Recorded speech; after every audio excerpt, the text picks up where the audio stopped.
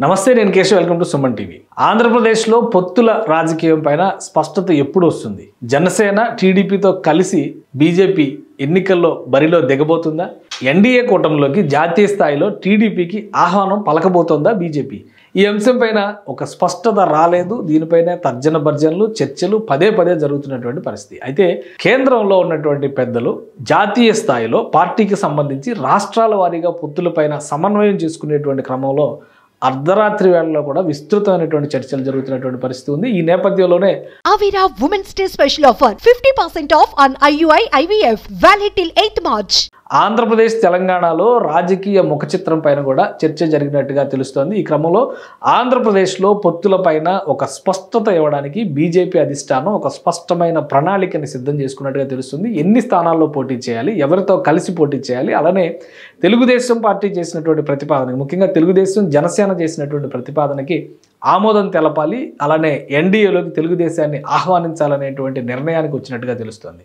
So దీనిపైన ఏం జరగబోతోంది, అధికారికంగా ఎప్పుడు ప్రకటిస్తారు? ఈ అంశాలపైన సస్పెన్స్ నెలకొని ఉన్నటువంటి పరిస్థితి ఉంది. ఆ అంశాలను ఒకసారి విశ్లేషించేటువంటి ప్రయత్నం చేద్దాం. జాతీయ స్థాయిలో రాజకీయాలపైన ఫోకస్ పెట్టినటువంటి భారతీయ జనతా పార్టీ అన్ని రాష్ట్రాల్లోనూ కూటములు కట్టేటువంటి క్రమంలో ఒక స్పష్టమైనటువంటి వ్యూహాన్ని అనుసరించబోతుంది. మొత్తం దేశవ్యాప్తంగా అన్ని లోక్సభ స్థానాలకి కూడా ఎన్నికలు జరగడానికి ఇప్పుడు ప్రణాళిక సిద్ధమవుతున్నటువంటి తరుణంలో రాష్ట్రాల వారీగా దీనిపైన బీజేపీ అధిష్టానం ఫోకస్ పెట్టింది. రాష్ట్రాల వారీగా పెట్టినటువంటి ఈ ఫోకస్లో దక్షిణాది రాష్ట్రాల్లో ఏపీకి ప్రత్యేకమైనటువంటి ప్రాధాన్యం ఇవ్వాలని నిర్ణయించినట్టుగా తెలుస్తుంది. దీనికి సంబంధించి ఒక కన్క్లూజన్, అంటే ఎన్ని సీట్లలో పోటీ చేయాలి, ఎందుకంటే మిగతా రాష్ట్రాల్లో ఆల్రెడీ ఒక క్లారిటీ వచ్చింది.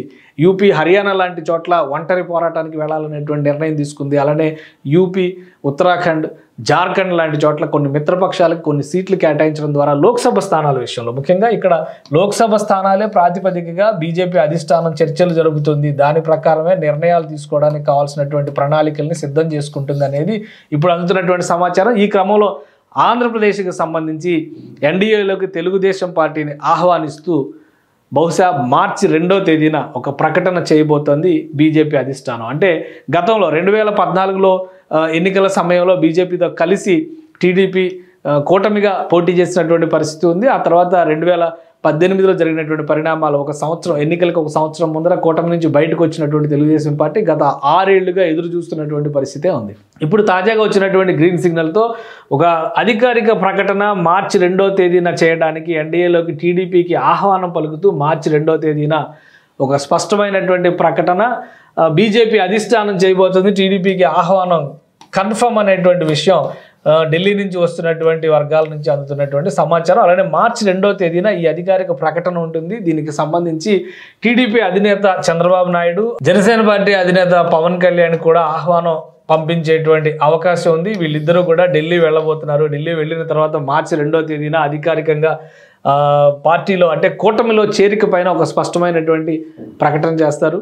ఆ ప్రకటన తర్వాత మార్చి 4వ తేదీన అభ్యర్థుల ప్రకటన కూడా ఉమ్మడిగా ఢిల్లీ నుంచే జరిగేటువంటి అవకాశాలు ఉన్నాయనేటువంటి విషయంలో ఒక కేంద్రం నుంచి, అధిష్టానం నుంచి ఒక గ్రీన్ సిగ్నల్ వచ్చినట్టుగా తెలుస్తుంది. ఈ నేపథ్యంలోనే బహుశా మార్చి 2వ తేదీన ఢిల్లీ చేరుకోవడానికి కావాల్సినటువంటి ప్రణాళికల్ని ఇద్దరు నాయకులు కూడా చేసేటువంటి అవకాశం ఉంది. అలానే సీట్ల సర్దుబాటు విషయంలో ఇప్పటికే బీజేపీ రాష్ట్ర పార్టీ ఇచ్చినటువంటి ప్రతిపాదన, దాన్ని సమగ్రంగా సమీక్షించడం, తర్వాత మిత్రపక్షాలతో ఫోన్ల ద్వారా సంప్రదింపులు కూడా జరిగినట్టుగా తెలుస్తోంది. ఈ పాటికే దీనికి సంబంధించినటువంటి అంశాలు, ముఖ్యంగా జనసేన పార్టీ అధినేత పవన్ కళ్యాణ్ పదే బీజేపీని కూటమిలోకి తీసుకురావాల్సిందే అనేటువంటి విషయంలో పట్టుబట్టి ఉన్నారు. అటు బీజేపీని ఒప్పించే ప్రయత్నం, ఇటు తెలుగుదేశాన్ని ఒప్పించేటువంటి ప్రయత్నం కూడా జనసేన అధినేత పవన్ కళ్యాణ్ చేస్తున్నటువంటి నేపథ్యంలో ఆయనతో ఫోన్లో సంప్రదింపులు బీజేపీ అధిష్టానం చేసినట్టుగా తెలుస్తోంది. ఈ నేపథ్యంలోనే ఈ 2 అంశాలు ఖరారైనాయి. ఆంధ్రప్రదేశ్కి సంబంధించినంత వరకు 2 విషయాల్లో క్లారిటీ ఇవ్వాలనేటువంటి నిర్ణయం వచ్చింది. ఒకటి, ఎన్డీఏలోకి టీడీపీకి ఆహ్వానం పలకడం. అంటే ఆల్రెడీ జనసేన పార్టీ ఎన్డీఏలోనే ఉన్నటువంటి పార్టీ కాబట్టి జనసేనకు ప్రత్యేకంగా ఆహ్వానం పలకాల్సినటువంటి అవసరం లేదు. కాబట్టి టీడీపీకి గ్రీన్ సిగ్నల్ ఇచ్చింది. దీనికి అధిష్టానం అంగీకరించింది. 2వ అంశం అధికారిక ప్రకటన చేయడం, అంటే కూటమిలోకి వస్తున్నట్టుగా అధికారిక ప్రకటన. ఇటీవలే కేంద్రంలో హోంమంత్రి అమిత్ షా చాలా స్పష్టమైనటువంటి ప్రకటన చేశారు. మళ్ళీ ఎన్డీఏ పక్షాలన్నింటినీ కూడా దగ్గర తీసుకొచ్చేటువంటి ప్రయత్నం జరుగుతోంది. నితీష్ కుమార్ ఎలా అయితే మళ్ళీ ఎన్డీఏలో చేరారో అదే తరహాలో అకాలీదళ్ లాంటి పార్టీని కానీ ఈవెన్ తెలుగుదేశం లాంటి పార్టీలు కానీ జరుగుతుంది అనేటువంటి విషయాన్ని ఆయన సూచాయిగా చెప్పినటువంటి పరిస్థితి. సో మొత్తం మీద ఒక కన్క్లూజన్ వచ్చింది. అధికారిక ప్రకటన మార్చి 2వ తేదీన ఇస్తే కనుక అభ్యర్థుల ప్రకటనకు సంబంధించి ఒకరోజు సమయం తీసుకోవడం ద్వారా ఫైనల్ లిస్ట్ని అనౌన్స్ చేయాలి. ఎందుకంటే ఇప్పటికే జనసేన తెలుగుదేశం పార్టీలు అసెంబ్లీకి సంబంధించినటువంటి అంశాలపైన ఒక స్పష్టతతో ఉన్నాయి. ఎందుకంటే అసెంబ్లీ నియోజకవర్గాలకు సంబంధించి 99 స్థానాల్లో అభ్యర్థుల్ని ఈ పార్టీలు ప్రకటించేసినటువంటి పరిస్థితి. ఇంకా మిగిలినటువంటి స్థానాలు కేవలం 76 నియోజకవర్గాలు ఉన్నాయి. ఈ 76 నియోజకవర్గాలకి సంబంధించినటువంటి వాటిలో కూడా 19 నియోజకవర్గాలు జనసేన పార్టీ అభ్యర్థుల్ని ప్రకటించాలి. నియోజకవర్గాలు ఏంటి, అభ్యర్థులు ఏంటి అనేది జనసేన పార్టీ ఇంటర్నల్గా కసరత్తు చేయడం ద్వారా రిలీజ్ చేస్తుంది. సో ఇవన్నీ పోగా కూడా మరొక 57 స్థానాల పరిస్థితి ఏంటి అనేటువంటి చర్చ జరుగుతుంది. ఈ 57 స్థానాల్లోనే అసెంబ్లీకి సంబంధించి బీజేపీతో సర్దుబాటు జరిగేటువంటి అవకాశం ఉంది. కాబట్టి వీటికి సంబంధించినటువంటి అంశం పైన ఒక కన్క్లూజన్ వచ్చింది. అలానే లోక్సభ స్థానాల విషయంలో కూడా ఒక కన్క్లూజన్ వచ్చింది. ఇప్పుడు బీజేపీ ఓవరాల్గా షార్ట్ లిస్ట్ చేసినటువంటి జాబితా ప్రకారం 8 లోక్సభ స్థానాల్లో బరిలో దిగేందుకు కావాల్సినటువంటి ప్రణాళికలను సిద్ధం చేసుకున్నట్టుగా ఉంది. అంటే దీనిలో కన్క్లూజన్ ఏమిస్తారు, ఏ నియోజకవర్గాలను వదులుకోబోతున్నారు, ఏ నియోజకవర్గాలను ముందుకు తీసుకురాబోతున్నారు, ఇది ఎంపీ స్థానాలకు సంబంధించినటువంటి చర్చ. అలానే ఎమ్మెల్యే స్థానాలకు సంబంధించి కూడా ఆంధ్రప్రదేశ్లో కనీసం 10 నుంచి 12 స్థానాల్లో పోటీ చేసేటువంటి అవకాశాలు కనిపిస్తున్నాయి. దీన్ని ఎక్కడ ఈ ఫైనల్ ఫిగర్ ఇది ఎక్కడ ల్యాండ్ అవుతుంది అనేది కూడా ఒక చర్చ నడుస్తుంది. కానీ షార్ట్ లిస్ట్ చేసినటువంటి జాబితా ఇప్పటికే బీజేపీ అధిష్టానం దగ్గర ఉన్నట్టుగా గతంలో జరిగినటువంటి అనుభవాలు వాటిని మదింపు చేసేటువంటి ప్రయత్నాలు కూడా జరుగుతున్నట్టుగా తెలుస్తుంది. సో ఒకసారి ఆ షార్ట్ లిస్ట్ చేసినటువంటి జాబితా ఏంటి దాన్ని కూడా ఒకసారి పరిశీలించేటువంటి ప్రయత్నం చేద్దాం.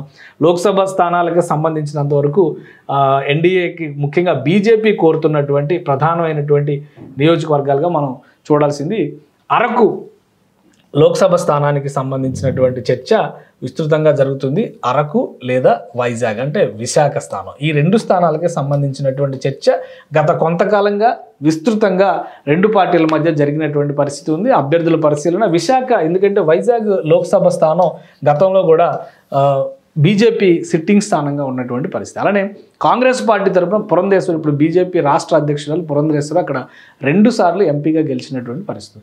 సో ఈ లెక్కలన్నీ చూసుకుంటే కనుక ఇప్పుడు వైజాగ్ని అడగాలి. అయితే తెలుగుదేశం పార్టీలో అంతర్గతంగా ఉన్నటువంటి అండర్స్టాండింగ్స్ని బట్టి ఈసారి విశాఖ కంటే కూడా అరకు స్థానాన్ని కోరాలని బీజేపీ అధిష్టానం దాదాపుగా నిర్ణయించినట్టుగా తెలుస్తుంది. దీనికి సంబంధించి అభ్యర్థిని కూడా గతంలో అరకు ఎంపీగా చేసినటువంటి వ్యక్తినే ఈసారి అభ్యర్థిగా కూడా డిసైడ్ చేసేటువంటి అవకాశాలు ఎక్కువగా ఉన్నట్టుగా తెలుస్తుంది. సో అరకు స్థానం విషయంలో ఒక కన్క్లూజన్కి వచ్చేసింది బీజేపీ. అరకు నుంచి ఎవరిని బరిలోకి దింపాలనే అంశం పైన కూడా బీజేపీ అధిష్టానం ఒక స్పష్టతతో వ్యవహరించబోతుంది. ఇక 2వ స్థానానికి సంబంధించి రాజమండ్రి నియోజకవర్గం, విశాఖను వదులుకుంటున్నటువంటి నేపథ్యంలో రాజమండ్రి నియోజకవర్గం పైన బీజేపీ పట్టుబడుతుంది. 1998, 99 ఎన్నికల్లో బీజేపీ ఇక్కడి నుంచి గెలుపొందినటువంటి పరిస్థితి ఉంది. సో ఈ నియోజకవర్గం విషయంలో కూడా బీజేపీ క్యాడర్ సంతృప్తికరంగానే ఉండే అవకాశం ఉంది. అలానే 2014 ఎన్నికల్లో జరిగినటువంటి పరిణామాల్లో ఇక్కడ అసెంబ్లీ స్థానాన్ని అంటే రాజమండ్రి అర్బన్ స్థానాన్ని ఇక్కడ బీజేపీ ఎమ్మెల్యే గెలుపొందినటువంటి పరిస్థితి ఉంది. సో ఈ లెక్కలన్నీ దృష్టిలో ఉంచుకోవడం, అలానే ఇప్పుడు సిట్టింగ్ స్థానం కూడా తెలుగుదేశానికి అది సిట్టింగ్ స్థానం కూడా కాదు కాబట్టి రాజమండ్రి ఇవ్వడానికి ఎక్కువ స్కోప్ కనిపిస్తుంది. రాజమండ్రి లోక్సభ స్థానం నుంచి ఈసారి బీజేపీ అభ్యర్థి బరిలో దిగేటువంటి ఛాన్సెస్ ఉంది. ఇక ఇక్కడ ఉన్నటువంటి 3వ నియోజకవర్గంగా ఏలూరు కానీ నరసాపురం అనేటువంటి చర్చ ఎక్కువ నడిచింది. కానీ ఏలూరు విషయంలో బీజేపీ అధిష్టానం సుముఖంగా లేదు. నరసాపురం నియోజకవర్గం తీసుకుంటే ఇక్కడ నుంచి రఘురామకృష్ణరాజు బరిలోకి దిగడానికి స్కోప్ ఎక్కువగా ఉంది. ఆయన బీజేపీ అధిష్టానంతో ఇప్పటికే టచ్లో ఉన్నటువంటి పరిస్థితి ఉంది కాబట్టి ఇక్కడ నరసాపురం సీట్ని తీసుకునేటువంటి ఛాన్సెస్ కనిపిస్తున్నాయి. అలానే మరొక ప్రతిపాదన ఒంగోలు నియోజకవర్గం చుట్టూ కూడా నడుస్తుంది. కానీ ఒంగోలు విషయంలో తెలుగుదేశం పార్టీ కొంచెం పర్టికులర్గా ఉన్నటువంటి పరిస్థితి. ఎందుకంటే ఒకవేళ వైజాగ్ కాని పక్షంలో ఒంగోలు నుంచి పురంధేశ్వరిని బరిలోకి దింపాలి అనేటువంటి ఒక ఆలోచన చేశారు.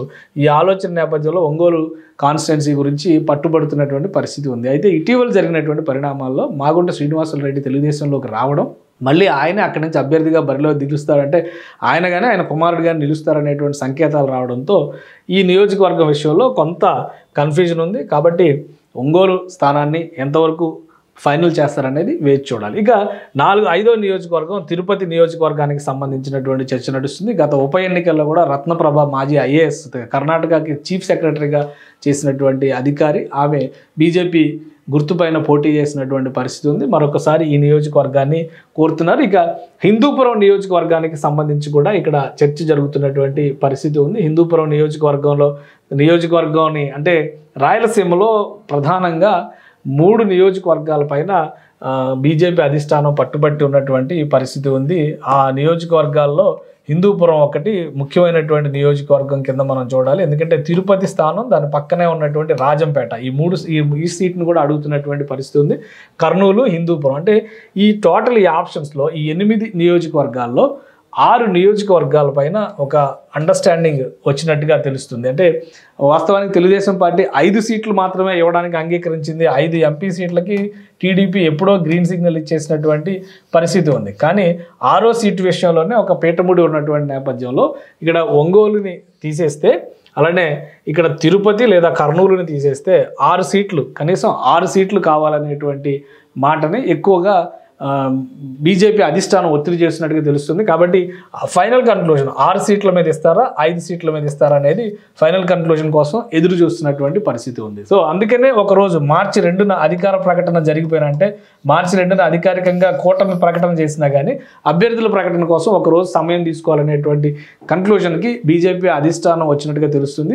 దీనికి తగ్గట్టుగా 2 పార్టీలతో కూడా చర్చలు జరిపేటువంటి అవకాశం ఉంది. ఇక లోక్సభ స్థానాల విషయంలో ఈ మేరకు కొంత కన్ఫ్యూజన్ ఉన్నా కానీ దాన్ని సార్ట్అవుట్ చేయాలనేటువంటి ఆలోచన చేసిన, అసెంబ్లీ స్థానాల విషయంలో కూడా ఇలాంటి పరిస్థితులే ఉన్నాయి. ప్రధానంగా జనసేనతో ఇబ్బందులు వస్తున్నటువంటి పరిస్థితులు ఉన్నాయి. జనసేన కోరుతున్నటువంటి స్థానాలు, జనసేన జాబితాలో ఉన్నటువంటి స్థానాలు, బీజేపీ కోరుతున్నటువంటి స్థానాలు ఒకటవుతున్నటువంటి, కొన్ని మ్యాచ్ అవుతున్నటువంటి పరిస్థితి ఉంది. కాబట్టి ఇక్కడ కూడా చర్చ నడుస్తుంది. అలాంటి స్థానాలు ఏమేమి ఉన్నాయో కూడా ఒకసారి మనం పరిశీలించేటువంటి ప్రయత్నం చేద్దాం. అసెంబ్లీ స్థానాలకు సంబంధించి 12 నియోజకవర్గాల్ని షార్ట్ లిస్ట్ చేశారు బీజేపీ అధినాయకత్వం దృష్టిలో. 12 నియోజకవర్గాల విషయంలో షార్ట్ లిస్ట్ జరిగినటువంటి నియోజకవర్గాలు ఉన్నాయి. ఆ 12 నియోజకవర్గాలు ఏంటో ఒకసారి మనం పరిశీలించేటువంటి ప్రయత్నం చేద్దాం. శ్రీకాకుళం నియోజకవర్గం, ముఖ్యంగా శ్రీకాకుళం సిటీ నియోజకవర్గాన్ని ఇక్కడ అడుగుతున్నటువంటి పరిస్థితి ఉంది. అయితే శ్రీకాకుళం నియోజకవర్గాన్ని ఇవ్వడానికి తెలుగుదేశం పార్టీ సుముఖంగానే ఉన్నప్పటికీ కూడా గతంలో ఇది తెలుగుదేశం పార్టీకి ఎక్కువ బలం ఉన్నటువంటి నియోజకవర్గం కాబట్టి స్థానికంగా ఉన్నటువంటి వ్యతిరేకతలని, అలానే బీజేపీకి ఉన్నటువంటి బలమైనటువంటి నాయకత్వాన్ని, 2 అంశాలని దృష్టిలో పెట్టుకొని చూడాలనేటువంటి ఒక ఆలోచన చేస్తున్నారు. ఇంకోటి విశాఖ ఉత్తరం, ఇది 2014లో బీజేపీ సీటు, అక్కడి నుంచి విష్ణుకుమార్ రాజు గెలుపొందారు. ఇప్పుడు ప్రస్తుతం sitting Telugu Desam party MLA Ganta Srinivasarao ఉన్నారు కాబట్టి ఆయనకు ఆల్రెడీ ఆ సీటు ఖాళీ చేసేటువంటి ఆలోచన ఉంది. వేరే చోట నుంచి ఆయన పోటీ చేయాలనుకున్నా ఆయన భీమిలు అడుగుతున్నారు. అయితే చీపురుపల్లి నుంచి పోటీ చేయాలనేటువంటి ప్రతిపాదన అధిష్టానం చేసినట్టుగా ఆయనే బహిరంగంగా ఒప్పుకున్నటువంటి పరిస్థితి. సో ఈ నేపథ్యంలో విశాఖ ఉత్తరం సీటు పైన ఎవరికి కూడా అబ్జెక్షన్స్ ఉండకపోవచ్చు ఈ 2 సీట్ల విషయంలో. అలానే పాడేరు సీటుకి సంబంధించి ఇది 2014లో అక్కడ పోటీ చేసినటువంటి సీటు, బీజేపీ అభ్యర్థి పోటీ చేసినటువంటి సీటు. కానీ దురదృష్టవశాత్తు అక్కడ సరైనటువంటి ఓటింగ్ దక్కినటువంటి వాతావరణం లేదు. ఇండిపెండెంట్ల కంటే కూడా తక్కువ ఓట్లు వచ్చినటువంటి పరిస్థితి ఉంది. కాబట్టి కానీ ఈసారి మాత్రం అక్కడ బలమైన అభ్యర్థిని పెట్టాలి. ఎందుకంటే అరకు పార్లమెంట్ సీటు పైన దృష్టి పెడుతున్నటువంటి నేపథ్యంలో పాడేరు సీటును కూడా అడుగుతున్నట్టుగా తెలుస్తుంది. ఇంకోటి మాడుగుల సీటు, కొత్తగా ఈ జాబితాలోకి వచ్చి చేరినటువంటి సీటు, మాడుగుల సీటును కూడా బీజేపీ నాయకత్వం నుంచి, అంటే బీజేపీ రాష్ట్ర నాయకత్వం షార్ట్ లిస్ట్ చేసినటువంటి నియోజకవర్గాల్లో ఈ సీటు కూడా ఉన్నట్టుగా తెలుస్తుంది. సో మ్యాక్సిమం ఈ 4 సీట్ల పైన ఎలాంటి అభ్యంతరాలు ఉండకపోవచ్చు. ఇవి ఉత్తరాంధ్రకు సంబంధించినటువంటి సీట్లు. ఇక ఆ తర్వాత చూస్తే కనుక గోదావరి జిల్లాలు, కృష్ణా, గుంటూరు జిల్లాల పరిధిలో ఉన్నటువంటి నియోజకవర్గాలను పరిశీలిస్తే ప్రధానంగా అర్బన్ అంటే రాజమండ్రి పరిధిలో ఉన్నటువంటి నియోజకవర్గాల పరిధిలో ఎక్కడా కూడా ఇక్కడ already Rajahmundry urban last time గెలిచినటువంటి సీటు బీజేపీ, కానీ అర్బన్కి అభ్యర్థిని ఇప్పటికే టీడీపీ అనౌన్స్ చేసేసింది కాబట్టి ఆ సీట్ని ఈ జాబితా నుంచి పరిహరించినట్టుగా తెలుస్తుంది. సో రాజమండ్రి ఆ పరిధిలో లేకపోయినా కానీ పశ్చిమ గోదావరి జిల్లాకు సంబంధించినటువంటి సీట్లు, నరసాపురం సీటు అడుగుతున్నారు. కానీ నరసాపురం సీటు పైన కైకలూరు సీటు ఇప్పుడు పశ్చిమ గోదావరి అంటే ఉమ్మడి కృష్ణా జిల్లాలో ఉన్నటువంటి సీటు, ప్రస్తుతం ఏలూరు పార్లమెంటు స్థానంలో ఉన్నటువంటి నియోజకవర్గం అది. కైకలూరు కూడా సిట్టింగ్ స్థానం, 2014లో కామినేని శ్రీనివాస్ అక్కడి నుంచి గెలుపొందారు కాబట్టి ఈ సీటు పైన కూడా ఎలాంటి అభ్యంతరాలు లేవు. కానీ రాజమండ్రి అర్బన్ సీటు వదిలేసుకోవడం, మరోవైపు నరసాపురం సీటు అడగడం, దానికి ప్రతిగా నరసాపురం సీట్లో బొమ్మిడి నాయకర్ బీజేపీ నాయకుడు, అక్కడ బలంగా ఉన్నటువంటి జేఎస్పీ నాయకుడు, జనసేన పార్టీ నాయకుడు బలంగా ఉన్నటువంటి పరిస్థితి ఉంది కాబట్టి ఈ సీటు విషయంలో కొన్ని అభ్యంతరాలు ఉన్నాయి. దీనిపైన జనసేన అయితే ఎట్టి పరిస్థితుల్లో వదులుకునేటువంటి అవకాశం కనిపించడం లేదు. ఇక విజయవాడ వెస్ట్కి సంబంధించి కూడా ఇదే కాంప్లికేషన్ వస్తుంది. విజయవాడ వెస్ట్ సీటుకి సంబంధించి 2014లో ఇక్కడ నుంచి భారతీయ జనతా పార్టీ అభ్యర్థిగా వెల్లంపల్లి శ్రీనివాస్, ప్రస్తుతం ఆయన వైఎస్ఆర్ కాంగ్రెస్లో ఉన్నారు, అక్కడి నుంచి పోటీ చేశారు, అయితే ఓటమి పాలయ్యారు వెల్లంపల్లి శ్రీనివాస్. సో ఆ కేటగిరీ చూస్తే కనుక విజయవాడ వెస్ట్ సీట్ని మళ్ళీ బీజేపీ అడుగుతున్నటువంటి పరిస్థితి ఉంది. కానీ అక్కడ పోతిన మహేష్ జనసేన పార్టీకి బలమైనటువంటి నాయకుడిగా ఉన్నటువంటి పరిస్థితి ఉంది కాబట్టి అది జనసేన తనకు కావాలని కోరుతుంది. ఒకవేళ విజయవాడ మిస్ అయ్యేటువంటి పక్షంలో ఆల్టర్నేటివ్ ఏంటనేటువంటి చర్చ కూడా జరుగుతుంది. విజయవాడ ఈస్ట్ని, గతంలో విజయవాడ ఈస్ట్ని బీజేపీకి కేటాయించినటువంటి పరిస్థితి ఉంది. కానీ ఈసారి ఈస్ట్ సీటు విజయవాడ సెంట్రల్ అయింది. సెంట్రల్కి ఆల్రెడీ అభ్యర్థి ఎవరు అనేటువంటి విషయంలో కూడా ఒక క్లారిటీ వచ్చేసింది. టీడీపీ నాయకత్వం అనౌన్స్ చేసేసినటువంటి పరిస్థితి ఉంది కాబట్టి ఇక్కడ మరొక ఆప్షన్ ఏంటనే దాని మీద కొంచెం కసరత్తు జరగడానికి అవకాశం ఉంది. సో ఓవరాల్గా ఈ 7 సీట్లలో 2 సీట్ల పైన కొంత కాంప్లికేషన్ కనిపిస్తున్నటువంటి పరిస్థితి ఉంది. ఇక నరసరావుపేట సీట్ నుంచి కూడా 2014లో బీజేపీ కంటెస్ట్ చేసింది. అక్కడ 15-16 వేల ఓట్ల తేడాతో ఓడిపోయినటువంటి పరిస్థితి ఉంది. ఈసారి మళ్ళీ నరసరావుపేటను అడుగుతున్నారు. అది ఇవ్వడానికి ఎలాంటి అభ్యంతరాలు లేవు. కొత్తగా రాయలసీమలో 2-3 సీట్ల ప్రతిపాదన వస్తున్నటువంటి పరిస్థితి ఉంది. ధర్మవరం సీటు, జమ్మలమడుగు సీటు అడుగుతున్నారు. ఈ జమ్మలమడుగు సీటు, ధర్మవరం సీటు పైన కూడా తెలుగుదేశం తన క్యాడర్ను ఒప్పించేటువంటి ప్రయత్నాలు చేస్తుంది. జమ్మలమడుగు సీటు ఆదినారాయణ రెడ్డి గతంలో ఇక్కడ వైఎస్ఆర్సీపీ అభ్యర్థిగా గెలుపొందారు. తర్వాత ఆయన తెలుగుదేశంలోకి చేరారు. ప్రస్తుతం ఆయన బీజేపీలో ఉన్నారు కాబట్టి అక్కడి నుంచి ఆయన మరొకసారి బరిలోకి దిగాలనేటువంటి ఆలోచన చేస్తున్నారు కాబట్టి ఈ సీట్ అడుగుతున్నారు. దీనిపైన తెలుగుదేశంలో ఎలాంటి అభ్యంతరాలు లేవు. ఇక మదనపల్లి సీటు 2014లో పోటీ చేశారు. అక్కడ కూడా 15-16 వేల తేడాతో బీజేపీ అభ్యర్థి ఓడిపోయినటువంటి పరిస్థితి ఉంది.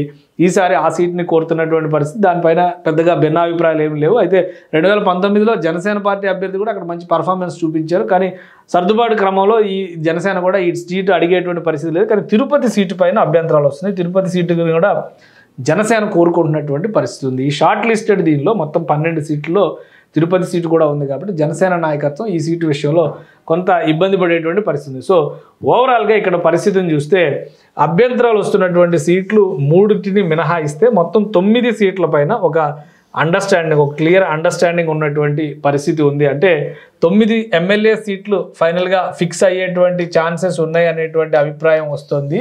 అలానే 6 ఎంపీ సీట్లు ఫిక్స్ అయ్యేటువంటి ఛాన్సెస్ ఉన్నాయి అనేటువంటి అభిప్రాయం వస్తుంది. సో ఓవరాల్గా జనసేన, తెలుగుదేశం, బీజేపీ ఈ కూటమిలో భాగంగా చూస్తే కనుక ఎమ్మెల్యే సీట్లు 9, అలానే ఎంపీ సీట్లు 6 ఇవ్వడానికి, ఎంపీ సీటు దగ్గర తెలుగుదేశం పార్టీ 5 అంటున్నటువంటి పరిస్థితి ఉంది. కానీ 6 కావాలనేటువంటి విషయంలో ఒక క్లారిటీతో బీజేపీ ఉన్నట్టుగా ఉంది. కాబట్టి ఆ ఒక్క సీటు ఏ సీటు ఇస్తారనేది ఒక అండర్స్టాండింగ్ వచ్చేటువంటి ఛాన్సెస్ కనిపిస్తుంది. అధికారిక ప్రకటన మార్చి 2వ తేదీన కనుక పూర్తయితే మార్చి 4వ తేదీ కల్లా ఈ అంశాలపైన ఒక స్పష్టత వస్తుంది. అంటే ఫైనల్గా అక్కడ కూటమిలో పోటీ చేసేటువంటి పార్టీల విషయంలో చూస్తే టీడీపీ మేజర్ షేర్ తీసుకున్నప్పుడు కూడా బీజేపీ 9 స్థానాలతో బీజేపీ పరిమితం అవ్వచ్చు. సో ఫైనల్గా కూటమిలో ఉన్నటువంటి ఈక్వేషన్స్ని మనం ఒకసారి చూస్తే కనుక 9 స్థానాలు బీజేపీకి దక్కితే అటు 24 స్థానాలు జనసేన పార్టీకి దక్కుతాయి. 24 స్థానాలు జనసేన పార్టీకి వెళ్ళిపోతే మిగతా స్థానాలన్నింటిలో కూడా టీడీపీ బరిలో దిగడానికి అవకాశాలు ఎక్కువగా కనిపిస్తున్నాయి. కాబట్టి ఇక లోక్సభ సీట్ల విషయంలో కూడా ఆల్రెడీ జనసేనకి సంబంధించి 3 సీట్లు ఫిక్స్ చేశారు. ఒకవేళ బీజేపీకి కనుక 6 సీట్లు ఇస్తే 9 సీట్లు అటు పోతే కనుక ఓవరాల్గా 16 సీట్లలో పోటీ చేయడానికి తెలుగుదేశం పార్టీ సంసిద్ధం అయ్యేటువంటి అవకాశాలు కనిపిస్తున్నాయి. సో ఒకటి క్లియర్ అవుతున్నది ఏంటంటే బీజేపీ అధిష్టానం చేస్తున్నటువంటి కసరత్తులో భాగంగా దేశవ్యాప్తంగా అన్ని సీట్లపైన కూడా, అన్ని రాష్ట్రాల్లో ఉన్నటువంటి సీట్లపైన కూడా ఒక క్లారిటీ ఇవ్వబోతోంది. తొలి జాబితా 1-2 రోజుల్లో అనౌన్స్ అయ్యేటువంటి అవకాశం కనిపిస్తుంది. ఈ క్లారిటీ వచ్చిన మరుక్షణమే ఆంధ్రప్రదేశ్లో పొత్తులపైన కూడా ఒక స్పష్టత ఇచ్చేయచ్చు. ఎందుకంటే సమయం తక్కువగా ఉంది. మరొక వారం 10 రోజుల్లో నోటిఫికేషన్ వస్తుంది కాబట్టి ఈలోపు ప్రజల్లోకి పొత్తు అంశాన్ని బలంగా తీసుకెళ్లాల్సినటువంటి అవసరం ఉంది. అలానే ఎన్నికలకు సంబంధించినటువంటి manifesto, common minimum programme announce చేసేటువంటి క్రమంలో కూడా 3 పార్టీలకు కొంత సమయం అవసరం అవుతుంది. కాబట్టి మార్చి 2వ తేదీన అధికారిక ప్రకటన ఉంటే 4వ తేదీన అభ్యర్థుల ప్రకటనకి కావాల్సినటువంటి కసరత్తుని 3 పార్టీలు పూర్తి చేయాల్సినటువంటి ఆవశ్యకత కనిపిస్తోంది.